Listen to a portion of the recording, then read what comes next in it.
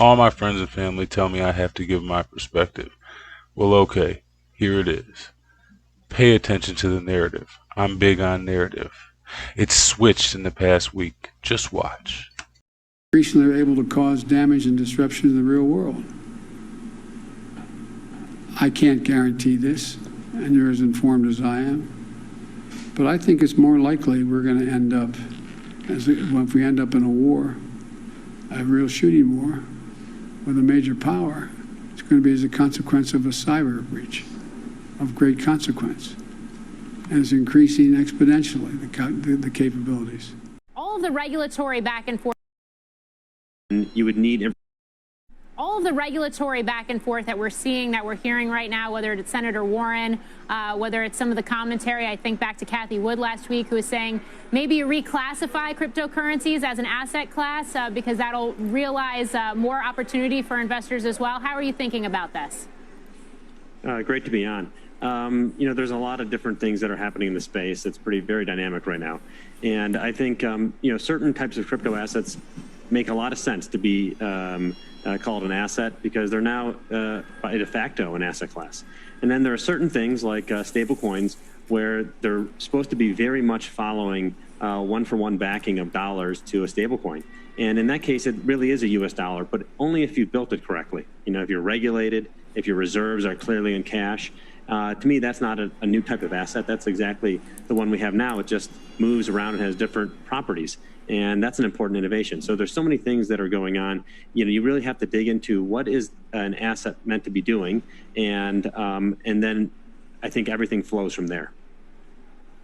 Heather, is this a canary in the coal mine in terms of some of the cryptocurrencies that are out there and perhaps that lack of regulation or disclosure, or is this a one-off situation?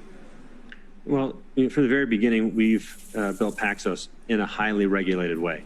And the whole point was that you could go from early adopter to mainstream. But that mainstream adoption would never happen unless you have the right types of protections in place, the right type of regulatory oversight, which is really a way of creating trustworthiness. And financial products can be very opaque. And I think when you look at a stable coin, what you have to understand is, what are the reserves in? Are they really safe? Are they held in something that's really cash and equivalents or not? Because if it's not, you could start to have credit risk and interest rate risk. It's almost like an unregulated bank in some sense. And then you have to understand who's regulating this. And at Paxos, we have a primary regulator, the New York Department of Financial Services. And the reason that's so important is because, you know, there's privacy controls. There's, if something was to happen to Paxos, there is receivership controls. There's oversight, there are exams. So many important things that we've built in the financial system over time. And so you never know when something that's unregulated might be operated in the right way or not the right way. And that's the whole point, is that regulation creates de facto understanding of trustworthiness. So what does all of this mean specifically for Paxos, especially as we've seen these incredible fluctuations, dramatic fluctuations in the price of Bitcoin and Ether and the like right now? Are you still able to grow? Is that tied to prices going up? What does that look like? So this has probably been the most exciting time for Paxos. We built our business for the mainstream moment when you would need infrastructure and you would need regulation. And ultimately, I think the promise of this technology, whether it's crypto assets or stablecoin assets, it's all about blockchain changing the way different assets can move to be always on and be responsive.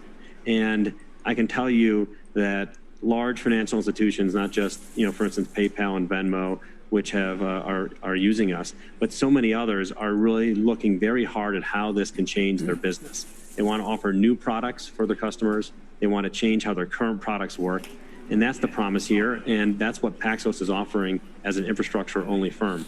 And so I think there are going to be some very exciting things over the next 6 months that come out that will really show how PayPal led the way and has really changed the temperature in the room fundamentally for the industry. And it's just critical. I think it's absolutely critical for the Federal Reserve to move quickly in creating a digital dollar. The ECB, the Bank of England, other major central banks are moving forward promptly. The Fed needs to do the same. Secondly, as others have said, The Federal Reserve needs to play a key role in the design of the cross-border currency exchange platform. It's just inexcusable for the Fed to stand back and let other major central banks take that role. Third, Facebook and other big tech firms are moving ahead quickly in launching their own digital currencies called stablecoins. If that happens and those stablecoins dominate the U.S. payment system, the banks will be dramatically affected too. But it'll also be a regulatory nightmare for regulating consumer privacy and equitable treatment of small businesses. So this is, again, it's not just that China is the threat. The whole digital landscape is changing, and the Fed needs to catch up. Finally, the Federal Reserve Act does not require Federal Reserve notes to be issued as paper bills. Congressional legislation is not a prerequisite for the establishment of a digital dollar. But the U.S. Congress is the Fed's boss. You're the boss.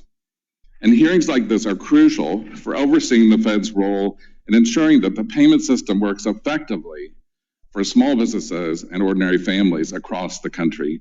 Thank you for your consideration. I'll be glad to answer your questions. Appears to be turning around in crypto markets this week. Bitcoin jumped to almost $40,000 for the first time in 6 weeks. And one factor, some new data shows about $800 million in Bitcoin short positions were liquidated on Sunday night. Analysts are also pointing to excitement around reports that Amazon is getting more serious about crypto. London-based paper City AM reporting that the tech giant plans to incorporate Bitcoin into payments by the end of this year. In other crypto news, two of the world's largest exchanges, FTX and Binance, announced that they were lowering the leverage that users can trade with. They're dropping that from more than 100 to 1 leverage to about 20 times. And the Justice Department is reportedly investigating possible bank fraud by executives tied to the cryptocurrency Tether. This is according to Bloomberg News. And we had CNBC's Deirdre Bosa ask Tether's general counsel about transparency in an interview last week. Our portfolio contains international commercial paper. As you noted from our public disclosures, it is overwhelmingly rated A2 or better. And we think that's the key thing here. And we think that transparency with the market and how the market has spoken and decided here is what's really important.